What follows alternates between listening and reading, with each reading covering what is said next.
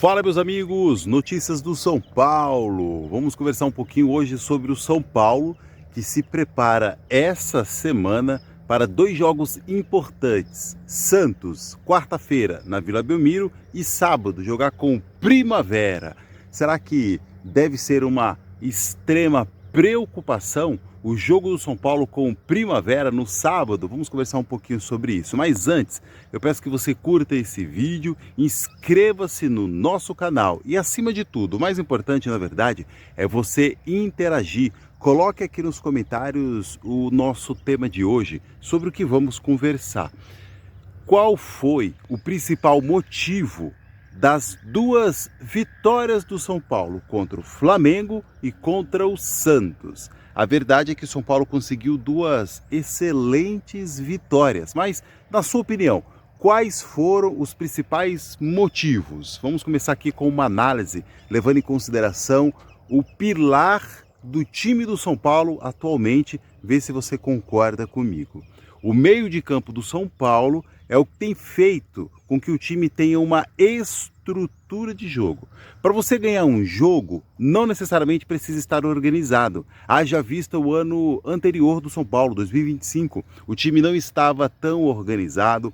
O Crespo e o Zubeldia tentavam organizar o time, mas ele oscilava, ou seja, conseguia ganhar alguns jogos, no entanto, jogos relevantes, jogos importantes, o São Paulo nem sempre conseguia ganhar, porque na verdade, ele não estava organizado. E aí terminou o campeonato levando muitos gols, começou o ano de 2026 tomando muitos gols. Agora, primeiro componente importante, o time está melhor organizado, mas ainda não atingiu um platô que a gente pode ter confiança, credibilidade de que todos os outros jogos será assim. Então a gente vai precisar analisar os próximos jogos. Mas antes disso, por que essa organização? Qual foi o principal aspecto, ponto dessa organização que fez com que o time tivesse um pilar fundamental para sustentar todos os outros atletas,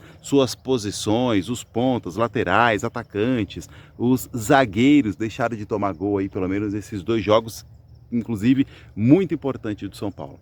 Certamente, hoje, o pilar, o coração do time é o meio-campo do São Paulo, com Marcos Antônio e com o Danielzinho. Eles estão jogando um futebol primoroso, mas será que o Crespo, o São Paulo, vai conseguir sustentar o nível desses jogadores atualmente? Outra coisa importante, será que esses dois jogadores conseguirão, se o Crespo conseguir organizar ainda melhor o São Paulo, continuar jogando esse futebol com o time organizado?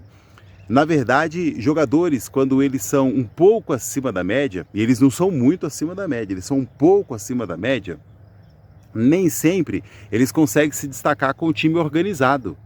Haja vista que todos estão ouvindo melhor sobre esses dois jogadores agora. Em especial agora, principalmente o Marcos Antônio. O Danielzinho, ele o ano passado fez um excelente campeonato no Mirassol, mas antes disso, até levando em consideração que a idade dele já é avançada para o futebol, já é avançada para o mundo do futebol, antes disso pouco, quase nada se falava a respeito dele. O Mirassol era um time organizado, então a gente pode criar uma expectativa melhor quando o Crespo conseguiu organizar melhor o São Paulo. Mas com relação ao Marcos Antônio, será que a gente pode esperar a mesma coisa? Só o tempo vai dizer. Um exemplo disso é o time do Flamengo. Jogadores acima da média, uma estrutura de futebol. O time ele é muito bem organizado, no entanto, começou o ano desse jeito que está todo mundo vendo aí. O Flamengo ontem perdeu esse, chamar de título, essa taça, perdeu essa taça para o Corinthians e é um time acima da média. Por que será que perdeu? Porque precisa de peças que sustentem o time do começo ao final. Precisa de um pilar. Então, mesmo o time sendo muito organizado, jogadores super valorizados, jogadores de fato acima da média em várias posições, ainda assim precisa ter aquele que chama responsabilidade. No São Paulo hoje, com jogadores, podemos dizer, medianos, precisa ter um jogador um pouco acima da média para que ele possa chamar a responsabilidade. E os outros jogadores que jogam com um ou dois jogadores que estão chamando a responsabilidade, eles comprem a ideia. Eles comprem a ideia e entenda que aquele um ou outro atleta estão chamando a responsabilidade. No São Paulo, na minha opinião, são esses dois jogadores. A questão é, na hora que começar a fazer aí um revezamento, na hora que a fisiologia sugerir que esses jogadores não entrem em campo, como que o São Paulo vai se comportar? Essa é a grande questão. Jogando agora contra o Santos na Vila Belmiro, vai começar com esses dois jogadores? Eu entendo que deveria começar com esses dois jogadores. Focar agora no Campeonato Brasileiro, uma vez que o Campeonato Paulista, ele, para o São Paulo, tudo indica que o cenário será esse daí mesmo. Ou seja, tá tudo certo, porque não é porque ganhou esses dois jogos, agora já vai querer alçar grandes voos, resultados, querer ser finalista do Campeonato Paulista. Já sabia, todos os torcedores do São Paulo e jogadores do São Paulo, vide o que o Luciano disse que seria um ano sofrível, dificultoso. Crie essa expectativa. Pensar em coisas maiores pode não ser realista.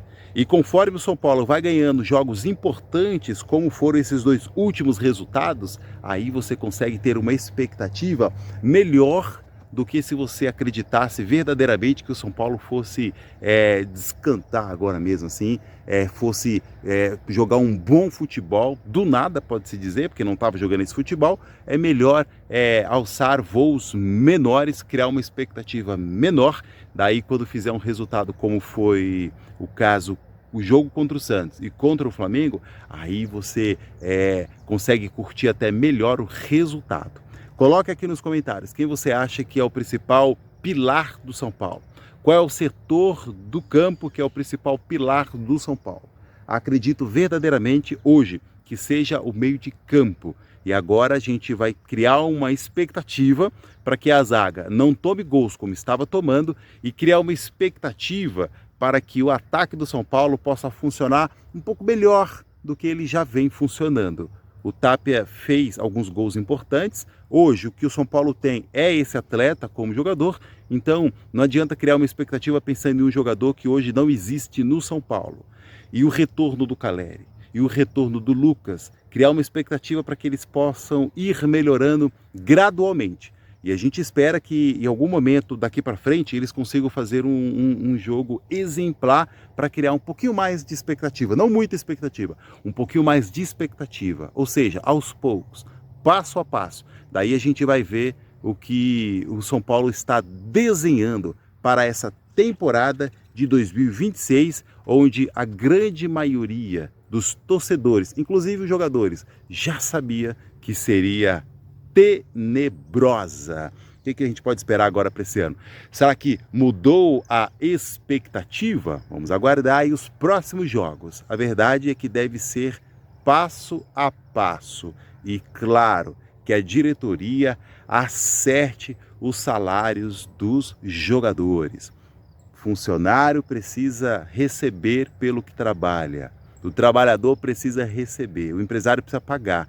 Então, no São Paulo, a direção, aqueles que lideram o São Paulo, precisa arcar com suas responsabilidades. E a premissa desse início de trabalho do Arrimacis e todo aquele que ele está formando como os seus próximos ali, que vai gerir o São Paulo daqui para frente, precisa ter como prioridade pagar o salário dos jogadores. Um abraço e até mais.